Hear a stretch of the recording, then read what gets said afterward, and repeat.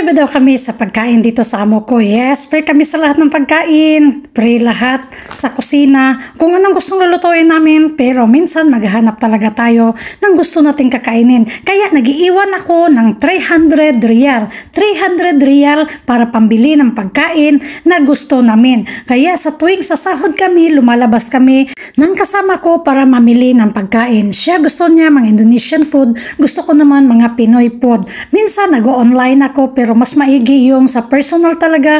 Punta kami ng Indonesia na bakala para kami mismo ang mamili kung anong gusto namin kakainin. Kagaya ng mga sardines, mga tuna na galing sa Pilipinas. Mayroon namang mga tuna dito pero hindi ko type ang lasa. Mas masarap talaga yung pagkain Pinoy na galing talaga sa atin na made in Philippines. Ito lang din talagang kagandahan sa amo ko dahil free kami lumabas. Free kami anong araw kung gustuhin namin kahit pa hindi sahod namin. Basta may pera kami, kagaya ng gusto namin kumain ng donut, gusto namin pumunta ng Indonesia na bakala, or pumunta kami sa malapit na mall dito dahil gusto namin tingin-tingin or mag-shopping man lang, i-enjoy din natin ang ating buhay dito sa abroad. I-enjoy din natin na makatikim man lang din sa ating sahod, di ba?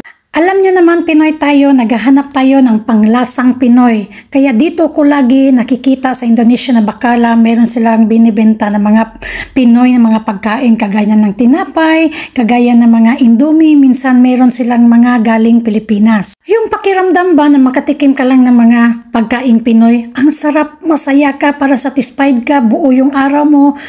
Hindi mo ma-explain. Kaya hanap-hanapin mo talaga itong mga pagkain na galing sa atin. Ewan ko kung ganun kayo mga kabayan, pero ako ganun talaga ako eh. Kaligayahan ko na makatikim ako ng mga sardinas galing sa atin, noodles galing sa atin, at saka itong mga tuna na galing sa atin. At lalo na yung isda na galing sa atin. Yung bangus ba, lagi kong nakikita dito sa Bakalan, Indonesia. Kasi bumibili naman din ang amo natin ng isda, pero iba talaga yung gusto natin, di ba? Kaya sa mga katulong or syagala na andito na katulad ko, yes, nagiiwan talaga ako ng 300 para sa pagkain Pinoy. Libre ako sa pagkain, libre ako lahat, personal things, pero pagkain Pinoy ang hanap ko. Yon ang binibili ko at yon ang gusto ko at yon ang kaligayahan ko. At dahil andito tayo sa abroad, mamimiss talaga natin ang mga buhay or mga pagkain ganon, di ba? Huwag natin tipirin ating sarili mga kabayan dahil ito yung puhunan natin. Mag-iwan ka para sa'yo, mag-iwan ka na anong gusto mong kainin, mabibili mo, at huwag masyadong tipirin ang sarili kabayan. Deserve nating kumain ng masarap, deserve nating regaluhan ng ating sarili. Huwag yung puro sila na lang.